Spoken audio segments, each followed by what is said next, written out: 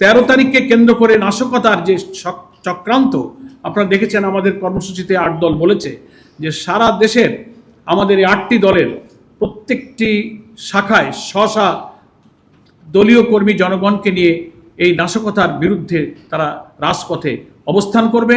এই কয়েকদিনের পরিস্থিতিতে অনেক কিছুই পরিবর্তন হবে এবং তার প্রেক্ষিতে যদি সব জবাব শীর্ষ নেতারা 16 তারিখ দেবেন ইনশাআল্লাহ। জুলাই সনদ, নির্বাচনের গণভোট সহ এটা মেনে নিলে আমরা তার আগে জানুয়ারিতেও আমরা নির্বাচন করতে রাজি।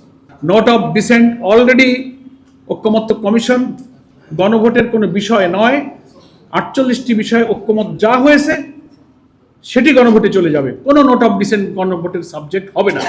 এটা সবাই আমরা একমত হয়েছি। আমাদের শীর্ষ নেতৃবৃন্দ এই কয়েকদিনের পরিস্থিতিতে অনেক কিছুই পরিবর্তন হবে এবং তার প্রেক্ষিতে যদি সব জবাব শীর্ষ নেতারা 16 তারিখ দেবেন ইনশাআল্লাহ।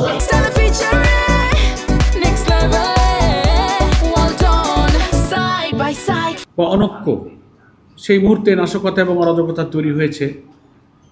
আমরা মনে করি রাজনৈতিক দলগুলোর মধ্যে কর্মসূচিগত, দলীয় নীতি, পদ্ধতি, পলিসিগত পার্থক্য থাকাটাই তো স্বাভাবিক, এটাই আছে।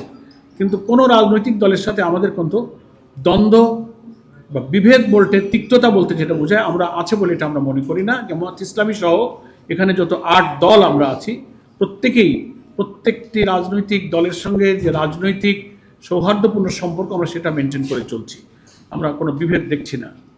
দ্বিতীয় হচ্ছে যে প্রধান উপদেষ্টার সাক্ষাতের ব্যাপারে একজন উপদেষ্টা যিনি পলিটিক্যাল পার্টিগুলো অ্যাপয়েন্টমেন্টের দায়িত্ব পালন করেন, তিনি জানিয়েছেন আজকে বিকাল 4টার মধ্যে এই সাক্ষাতের সময় তিনি জানাবেন। আমরা আশা করি যে সে কথা অনুযায়ী সময় দেবেন এবং 8 দলের নেতৃবৃন্দ সাক্ষাতে যাবেন, শীর্ষ নেতৃবৃন্দ, এবং সেখানেই রাজনৈতিক এই সংকটের, জুলাই সনদের আইনগত ভিত্তি, গণভোট ইত্যাদি প্রসঙ্গে সহজেই সেটা ইনশাআল্লাহ সমাধান হবে। তারপরে তো পরবর্তী বৈঠকের কথা শুনলেন, 16 তারিখ সকাল 11টা। এই কয়েকদিনের পরিস্থিতি, উপদেষ্টার সাথে বৈঠক, সব কিছু নিয়ে শেষ কথা ওই দিনই শীর্ষ নেতারা বলবেন। সে পর্যন্ত আমাদেরকে ধৈর্য ধরা আর দেশের জন্য দোয়া করা। আমাদের জাতীয় নেতৃবৃন্দ গতকালও মঞ্চ থেকে বলেছেন আমরা ফেব্রুয়ারিতেই নির্বাচন চাই।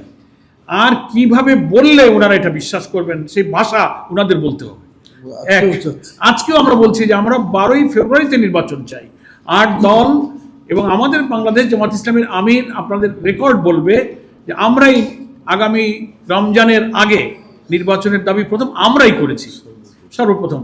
ফলে এইটা হচ্ছে খুব দুঃখের সাথে আমাদের বন্ধু কোনো রাজনৈতিক দল যদি নিজেদের রাজনৈতিক অসহায়ত্বকে লুকানোর জন্য, ওই যে কালকে আমাদের আমির সাহেব বক্তৃতায় বলেছেন যে উদর পিণ্ডি বুদুর ঘাড়ে, নিজেদের দুর্বলতা চাপিয়ে 8 দলের কোনো দলকে দুর্বল করার কোনো যুক্তি নেই। আমরা ফেব্রুয়ারিতে নির্বাচন চাই, নিরপেক্ষ নির্বাচনই চাই, এবং 13 তারিখকে কেন্দ্র করে নাশকতার যে চক্রান্ত আপনারা দেখেছেন, আমাদের কর্মসূচিতে 8 দল বলেছে যে সারা দেশের আমাদের এই 8টি দলের প্রত্যেকটি শাখায় স্ব-স্ব দলীয় কর্মী জনগণকে নিয়ে এই নাশকতার বিরুদ্ধে তারা রাজপথে অবস্থান করবে।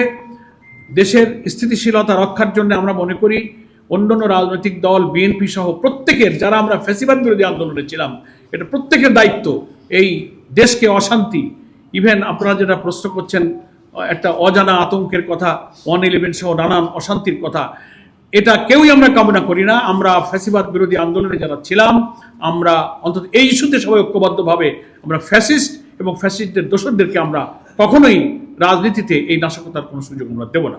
যে যারা জুলাই সনদের আইনি ভিত্তি এবং এটাকে বাস্তবায়ন, সেজন্য গণভোট, এটা যারা মেনে না নেবেন, তাদের নির্বাচন একেবারে 2024 সালের ডামির নির্বাচনের পরে 5 বছর যোগ করে 2029 তাদেরকে অপেক্ষা করতে হবে।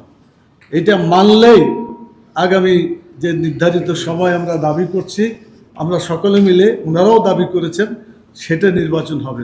এটা না মানলে একেবারে এইটা আমরা মনে করি যে সকলেরই উচিত মেনে নেওয়া, যাতে আমাদের সকলের কথা ঠিক থাকে।